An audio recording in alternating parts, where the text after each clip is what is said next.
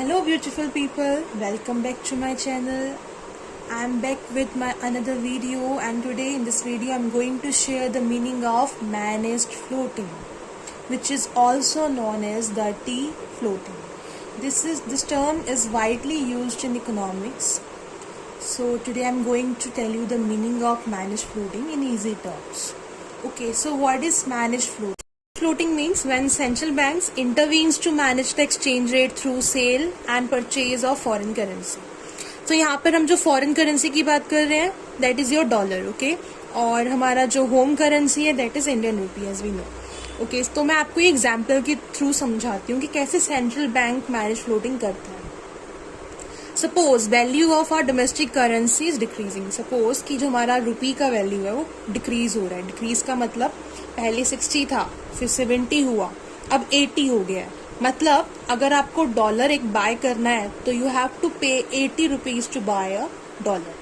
So we are just taking an example. Okay, central bank will start selling foreign currency. तो in this situation जब हमें पता है कि हमारी जो करेंसी की वैल्यू है वो गिर रही है, तो सेंट्रल बैंक क्या करेगा, डॉलर को लेकर जाकर बाहर मार्केट में सेल करेगा. It will increase the supply of foreign currency in the market. तो जब सेंट्रल बैंक डॉलर को सेल करता है मार्केट में जाकर, तो उसकी जो सप्लाई है वो क्या हो जाती है, इंक्रीज. अगर सप्लाई बहुत ज्यादा इंक्रीज हो रही है तो इससे उसके प्राइस पे इफेक्ट पड़ेगा. तो prices of your foreign currency will start decreasing. तो अगर प्राइसेस कम हो जाएंगी तो वैल्यू ऑफ फॉरेन करेंसी क्या हो जाएगी, हमारी डिक्रीज हो जाएगी, डेप्रिशिएट हो जाएगी. और डोमेस्टिक करेंसी की वैल्यू क्या हो जाएगी, एप्रिशिएट.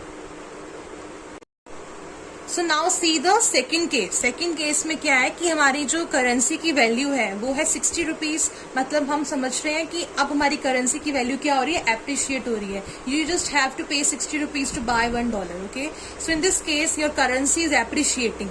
पर अगर हमें इसको बैलेंस में लेकर आना है तो सेंट्रल बैंक क्या करेगा, तो central bank will start demanding more foreign currency in the market.